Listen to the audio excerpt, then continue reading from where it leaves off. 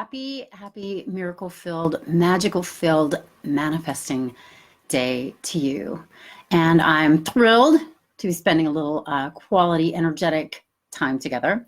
And I want to talk to you about something that was extremely helpful for me in my reality. And it starts with a quote from P.R. Teilhard de Chardin.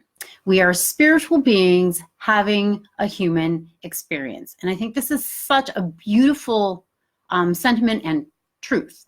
We are not simply human beings, and we are not simply spiritual beings, and we're not human beings trying to have a spiritual experience. We are spiritual beings having a human experience. When I first heard that, it really, really resonated as truth. And I thought, I'm going to need to sit with this and talk about this a little bit more, because I understand there's really something important here that I hadn't heard before.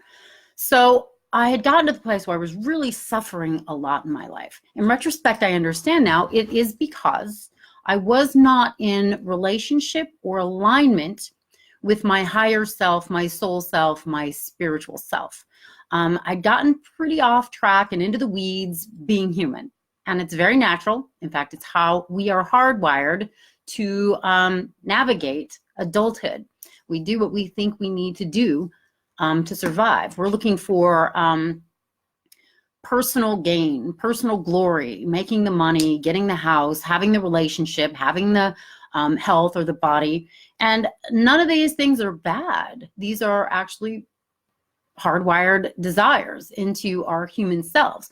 Where it starts to become a challenge is when we make that our ultimate priority, and we forget, or we aren't aware, that there's another really important relationship and aspect that we need to be in connection with, which is our soul self. So there is something, I love this word, entelechy. Entelechy is our soul's code. So for instance, the entelechy of an acorn is to eventually be an oak tree. The entelechy of a sunflower seed is to be a sunflower. So each of us as human beings have an entelechy. We have our own soul's code. And oftentimes we can look back at our childhood and there can be glimpses and hints and clues as to what our soul's code is. When we come in fresh as babies and children, we're pretty much just love. And when we're navigating from love, we are clear about what brings us joy, what brings us bliss, what brings us that sense of just happiness and connection. These are tenets of the soul. So often after a certain point, the spiritual amnesia sets in. And we forget that connection. We forget that sense of joy. And oftentimes we start to contort ourselves for the sake of others, for teachers, for parents. We start to buy more into fear than live from love. So this is when we can start to go out of alignment with our soul self. And it is the rare, from my experience, adult that is completely in alignment and congruent with their soul self, unless they've done a lot of work to come back to that place again, which is the journey of the hero, and we're all on it. So years ago, when I was suffering and struggling, excuse me, my human self is trying to choke up a frog here. So I went to Abraham Hicks. You've probably heard of them. They wrote a book called Ask and It Is Given. They talk a lot about vibration, law of attraction. And I went to them and I said, I don't understand why I'm not manifesting what it is that I want. I'm very clear on what it is. I've removed any subconscious blocks about why. And the only thing I can come up with now is that perhaps what I want is not for my highest good. Say, for instance, a little kid wants a hot pan on the stove. And the adult is saying, you don't want that hot pan. It will burn you. It will hurt you. Perhaps I'm wanting something that maybe God's saying it wouldn't really be good for you. And they said, well, how can you get what you want? How can that be bad for you? How can that be bad? And I really had to sit with that. I didn't have an answer right away, but now I do understand why it would have been bad and why sometimes we don't manifest what it is our human selves want, because we're all worthy of what we want. What I've come to realize is sometimes when we get what our human selves want, it creates a further divide between our soul and ourselves, our human and our soul self. We aren't going to be in harmony. Oops, that wasn't in harmony. I'm knocking things over. So sometimes our human selves want fame or glory. Our human selves can be really ambitious. And it's sort of like the ego. The human self is like the ego. And the ego can have a voracious appetite to try to fill up from the outside in. It's going to want more money. It's going to want more love. It's going to want to get more from the outside in. And the more we get what our human selves want, if we're not in relationship with that higher power or our soul self, the more we can become entitled, like a child. If you give them everything they want, all the candy, all the toys and everything, they can start to become a little bit thoughtless and entitled and bratty. And as human beings, as adults, we can do this as well. So it's not always for our highest good to get everything that our human self wants. And for a lot of years, I did get what my human self wanted.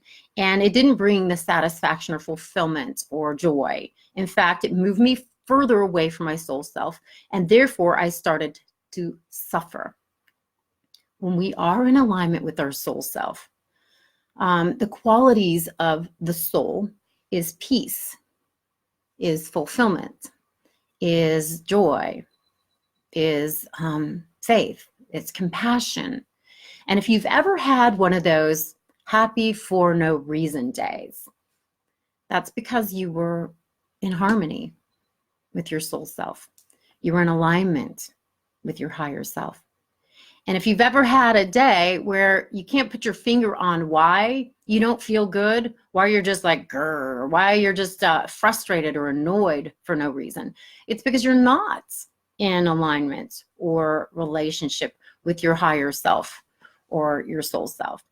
And again, both of these pieces and parts of ourselves are important. My teachers would say, we didn't leave heaven to come to heaven. We left heaven and that reality of unity, peace, bliss, compassion to have the experience of contrast and duality. It's like two sides of the coin. To have that awareness can be very, very helpful. So to be able to give credence and credibility to our human self is important. Say, for instance, you get in a car wreck, you scratch your car, or you get sick. Maybe you have the flu or maybe something worse.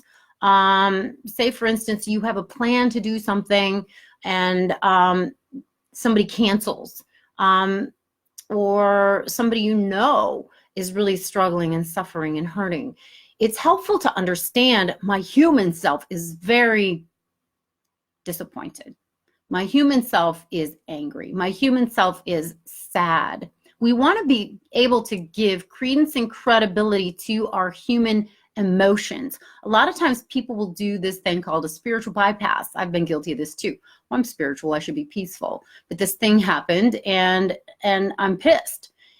And to pretend we don't feel what we feel, that's not going to move us closer to happiness. It's not going to move us more into harmony or relationship with our soul self. We need to be able to acknowledge and give credence and credibility to our emotions. And often it can be very helpful to know what to do with those emotions. Instead of just having them brew and stew and bounce around you, what do I do with this anger? What do I do with this upset? What do I do with this sadness? What do I do with this frustration?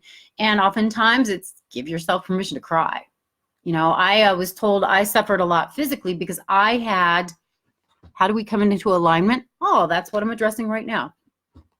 Give credence and credibility to our emotions. I struggled and suffered a lot with my physical health when I was in school, and my teacher said, you have a lot of unprocessed grief, undigested grief, which is really keeping me out of alignment with my soul self. And I'm like, okay, great. That resonates. It's true because I'm feeling the pinprick of tears at the back of my eyeballs, but I don't know what the grief is and I don't know what to do about it. And they said, well, you don't need to know why it's there. What you do need to do is allow yourself to let it come up and out of you. Allow yourself to have that experience of grieving, which is one of the more painful human emotions that most of us struggle with here on planet Earth. But to avoid, deny, put in the closet, lock the door, pretend that we don't feel what we feel, again, can move us out of alignment and create a lot of dis-ease, unease in our physical human selves. So what they had suggested to me, and I don't know if I've mentioned this to you before, but it's a really helpful practice. And not necessarily fun or easy, but very revelatory and very, very healing. They suggested that I get an onion, maybe an organic onion, and do a bit of a ceremony, if you will. Get some warm cloth, chop up the onion, maybe put some the cloth under warm water, put the onions on the cloth, and create like a poultice. And set that poultice on your chest. And again, set your intentions. Maybe light a candle and invite your soul or spirit in for the highest good for you and for all concerned and for your highest healing. And allow the onions to start to provoke the tears. And just let those tears come up. It's like kind of starting the engine. Let those tears come up. Let them move through you and flow through you. And let them essentially carry you on a healing wave. Wherever it's going to take you, let it take you. This can start to kind of flush these old emotions, these old toxins, this old hurt and heartbreak that you've been carrying in this heavy backpack for a lot of your life. Start to flush it out of your system. I've talked before about, on the healing journey, which I'm on, and maybe you're on if you're hanging out with me. The intention is to heal and to become whole and to become more enlightened and ascend in our consciousness, to get free, essentially. We remove the cinder blocks from the backpack we've been carrying. Then we remove the bricks, and then we remove the rocks, and then we remove the pebbles, and then we remove the sand. So I did a lot of work to remove my own cinder blocks and bricks. And one of my biggest cinder blocks was, again, unprocessed grief, unprocessed hurt and heartbreak from my younger years that I've accumulated and threw more cinder blocks in and more bricks on, and until the backpack got so heavy, I simply could not continue carrying it. I got very clear. I was either going to heal or I was going to hit the reset button. And another word for that is transition or die, go back into spirit. But as I had that conversation with my soul and source, I realized there was more work to be done in this lifetime, because I want to be a helper. I want to be a healer. I want to be the wounded healer. But first I have to heal my wounds before I can be a light worker. So Tonda, to address your question, how do we begin to come into alignment? It is the awareness, first of all, that maybe I'm not in alignment. And you're not in alignment if you're hurting. You're not in alignment if you're really, really, really suffering. I'm not saying days where you're just kind of annoyed. I'm saying your days when you're just like feeling devastated, when you're feeling like, I don't want to be here, when you're really, really struggling simply being human. There's no joy, there's no light, there's no grace. So when we have that awareness, I need to come into alignment. Perhaps you're having the awareness now. Maybe I do have a lot of unprocessed emotion, anger, hurt, heartbreak, grief. Maybe I need to go get some onions and chop it up and do this ceremony. Maybe I do need to find a therapist or counselor to support me on this journey of the hero, or processing my dark night of the soul. Having that awareness is really important. I think my life is where it is because I started to ask the right questions. I think that's a big piece of it, asking the right questions and having the awareness so the right answers and teachers can show up. If we're not asking the questions, even if the answers come, we're not going to have a comprehension of what that is. It's not going to support us. So asking the right questions and having the awareness. It's like, you know what? I'm having the awareness right now that maybe I'm not in congruent harmony, alignment with my soul self. And I want that, to set that intention. I want to be in harmony. I want that balance and blend of my spiritual self and my human self.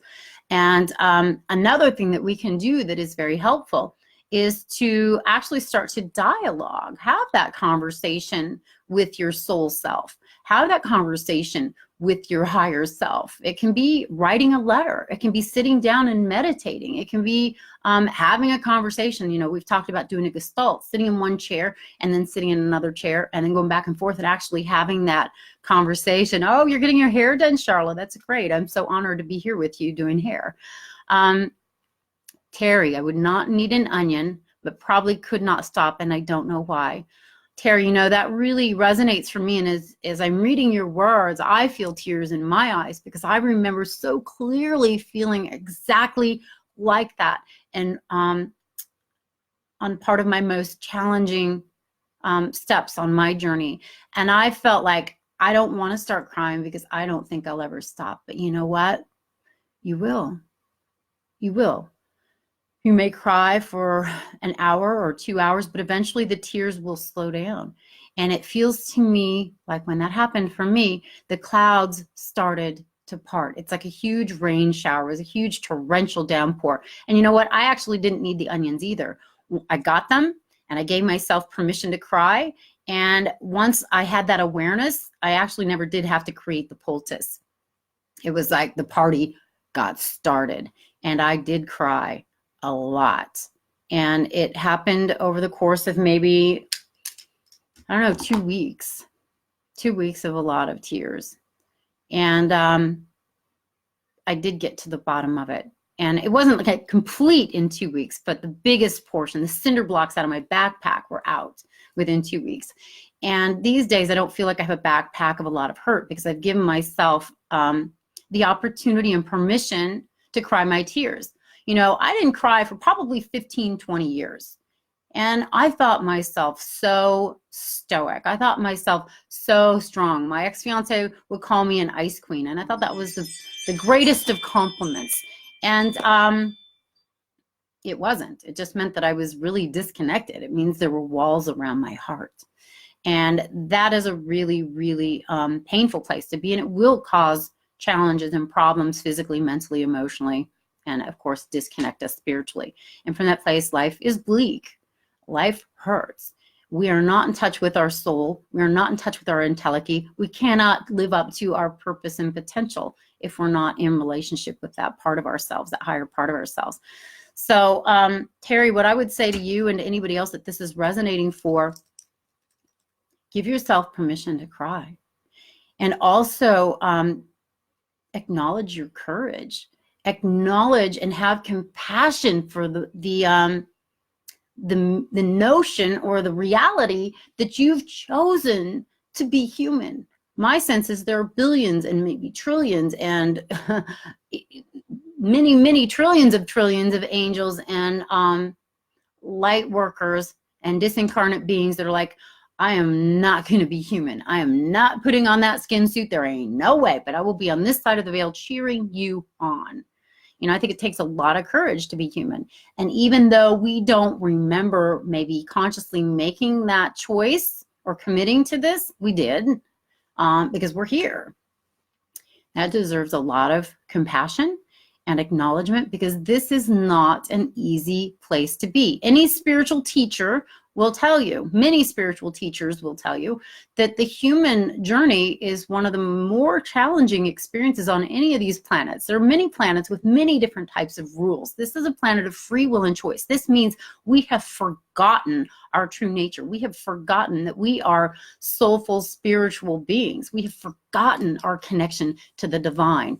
You look at trees, you look at animals, they're in alignment. They're in congruent relationship with that something greater, with the universe. Human beings are unique and unusual on this planet, and that we can choose God or we cannot choose God.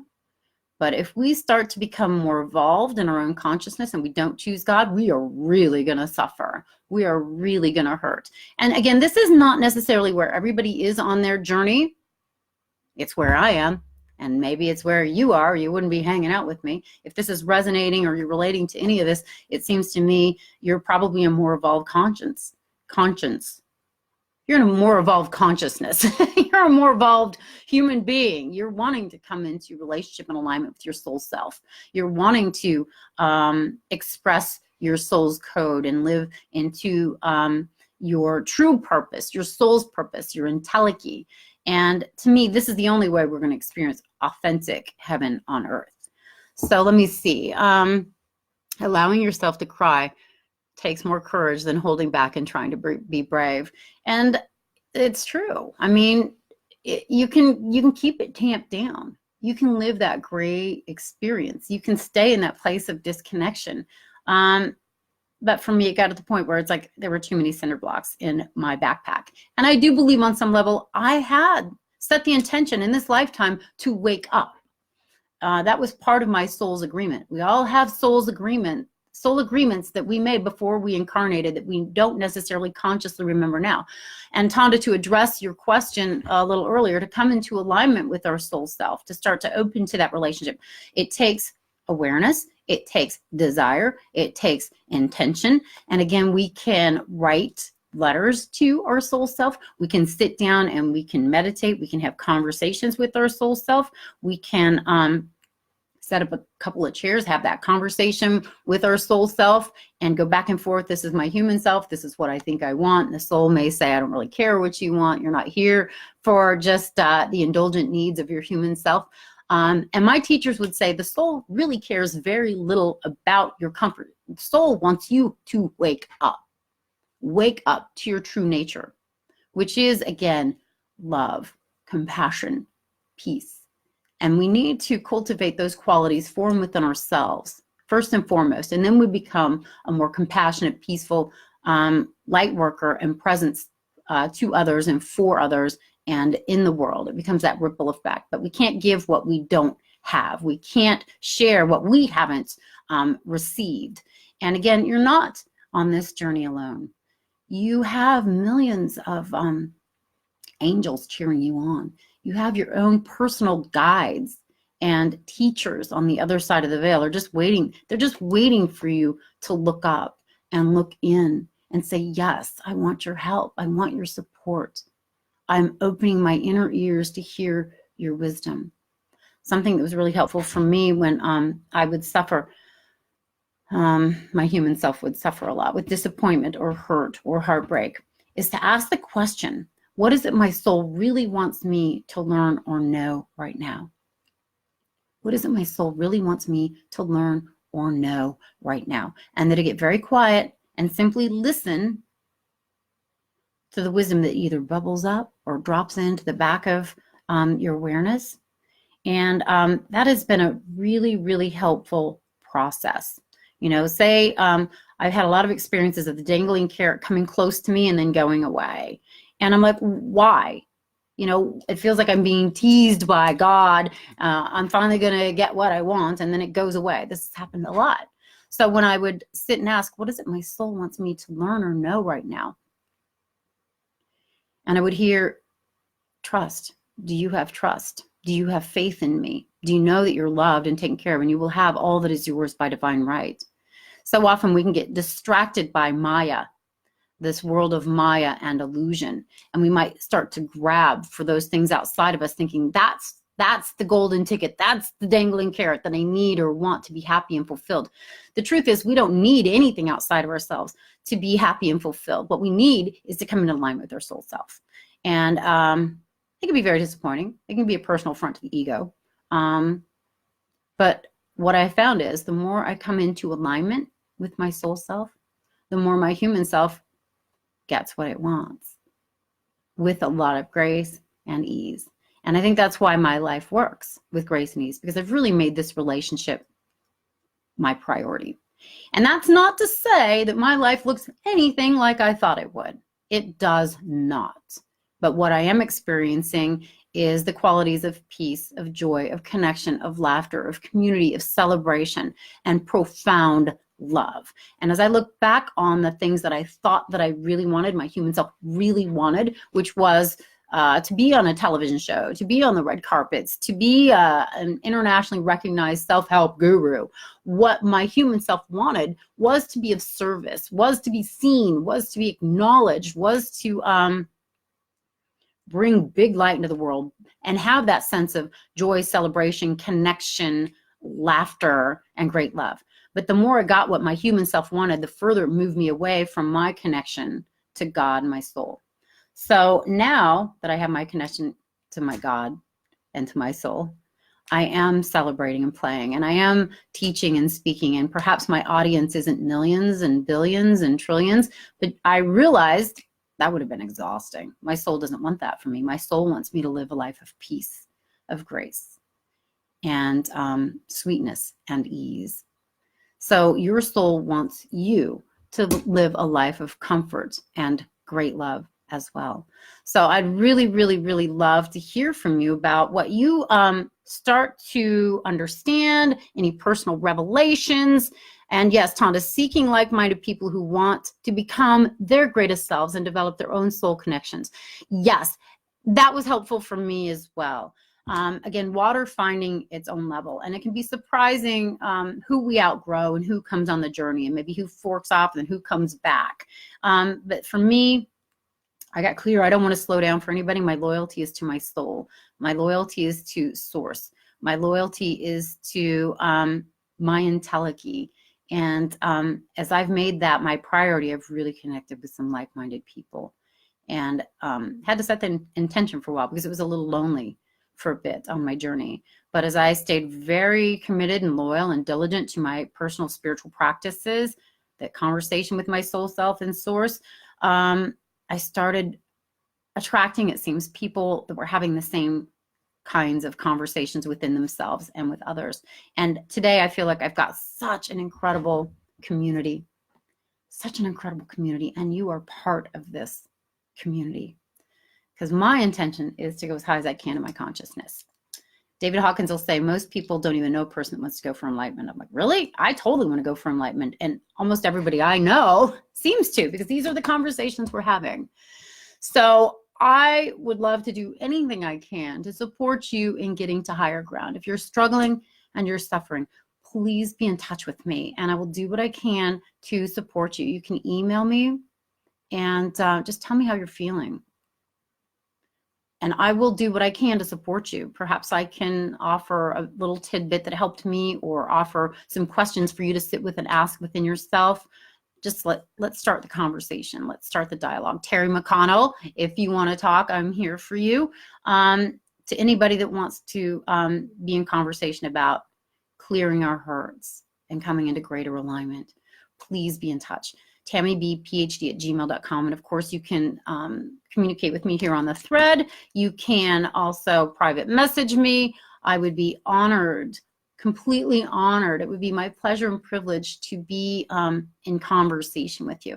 Years ago, when I was struggling and suffering so much, I got so clearly, if you have the courage to heal, you will be a light worker and way shower for other people that are hurting. So if you're hurting and you reach out to me, you are part of what I feel my soul was telling me way back when, and it's what kept me breathing. It gave me the courage to continue to be here and do this healing work so that I can be in relationship with you and give you a sense of hope and move you more directly into alignment with your soul self and with love. Because what I know for sure is you were created with profound love, immense love. You are an exquisite gift to God and to this planet.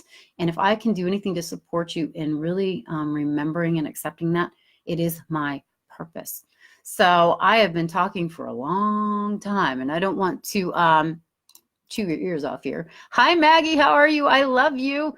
But I do want you to know that you are loved, and I'm holding you in my heart right now. I'm sending you prayers and blessings, and I know the angels are pouring down their love on you. Open your mind and heart to receive that. Marinate in that love, and just say thank you. Thank you.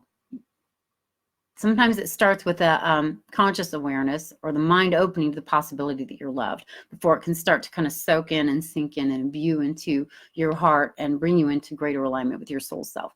So again, if I can be your cheerleader advocate, if I can be your touchstone, if you have a prayer request, if there's anything I can do to support you, I really do invite you to email me or be in touch with me. And let's just see how we can get to higher ground together.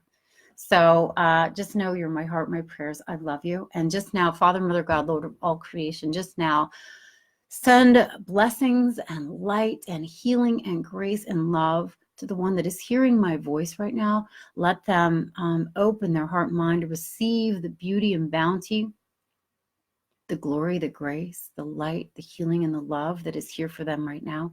May they sense your presence. May they open their heart to receive you.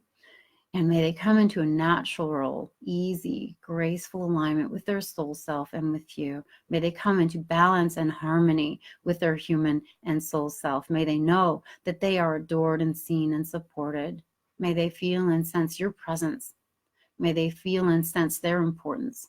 May they take a moment to have compassion and acknowledge their courage for being on this journey of the hero, this human terrain on planet Earth. Thank you, dear God, for our friendships. Thank you, dear God, for the love that's here for us. Thank you for the opportunity to go higher and awaken while we're still on this side of the veil. Thank you for the blessings in our lives. And thank you for the glorious, amazing, incredible blessings that are on their way to us now. We open our minds, hearts, and lives wide to receive all that you have for us in immense and profound gratitude. And for this and for all things, we say, thank you, thank you, thank you. And thank you for being part of my journey. Thank you for being my friend. And I'm honored to be yours. So take good, gentle care of yourself. Be in conversation with your soul self. Be in conversation with me. I want to know how you're doing. I want to know how I can support you. So God bless you. Take good, gentle, compassionate care of yourself and be in touch. Let's talk again soon. Onward and upward. Bye for now.